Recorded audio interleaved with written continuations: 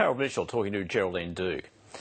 If you weren't already aware, today is International Star Wars Day, an occasion for all sci-fi, and let's face it, a little bit geeky, to be proudly celebrated. It's been 36 years since Star Wars boldly predicted what innovation science could yield, and although some household devices have come a long way, they're still far from the robot servants that dominate future visions. Joining us is Jonathan Roberts, the CSIRO's robotics expert. Jonathan Roberts, happy Star Wars Day, or should I say, May the 4th be with you. What's the significance of May the 4th? So May the 4th is International Star Wars Day, and there's a famous line in Star Wars which is May the Force be with you, so it's a bit of a pun on that line. How close are we to seeing autonomous robots in our homes? Well, we're already starting to see a few robots actually in our homes. So a few people around the country now have robot vacuum cleaners, and robot gutter cleaners are starting to be used. And I think we'll start to see more and more robots in the home over the next decade. It's sort of inevitable, really.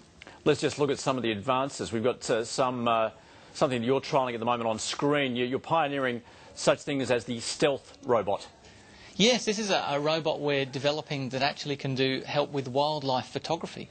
So often it's very difficult to get a camera to actually record an animal because, as you approach them, they run off because they get scared. So we're developing a robot system that actually sneaks up, and it uses the natural sounds in the environment to mask its own sounds. So when it predicts there's going to be some noise, a natural noise, it will then move in that spot in the noisy time, and it will then hide in the shadows and hide behind trees and those sorts of things, so you can get really close. We've also got some other vision that we're showing at the moment. You're developing robots underwater and also in the air. Yes, so we're doing a lot of work in so-called autonomy. This is where these robots have to work by themselves in places where there isn't very good communications from the robot to the ground station where the humans are. So underwater communications is very difficult, so our robots have to be able to work by themselves. So we're developing techniques so they can work by themselves and figure out what to do when something goes wrong. And similarly with flying robots, robots sometimes have to fly in areas like very mountainous regions over rainforests where communications is not reliable, and again they have to work by themselves. So there's not people actually remote controlling them, which is a lot of times people think there's people behind the scenes remote controlling them. A lot of these robots, that's just not an option. There's no communications link, so they have to work by themselves. Some of the fear of the future involves robots making jobs redundant, but you talk very much of a collaboration between people and robots. Yes, absolutely. We really think that to get the benefits of robotics, they actually have to work with people. Robots are very good at some things and not very good at other things, and the same with humans. Humans are very, very smart. They're great at planning, they're great at working things out and problem solving.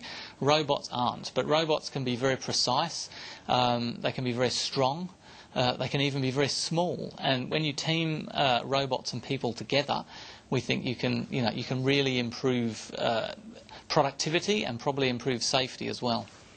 So what technology portrayed in sci-fi films are we likely to see in the near future?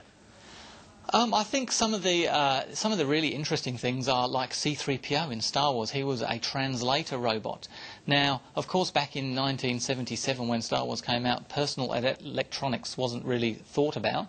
And it's very likely that we're going to start, even on our mobile phones, and we're even starting to see it now, having sort of translator-type capabilities. So they're not really embedded in a robot, they're embedded in our personal devices.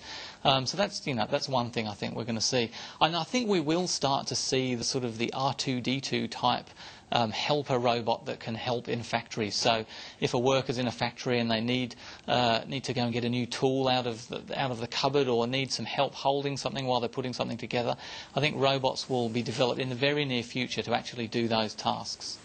Jonathan Roberts from the CSIRO, thanks for providing a snapshot of the future. You're welcome.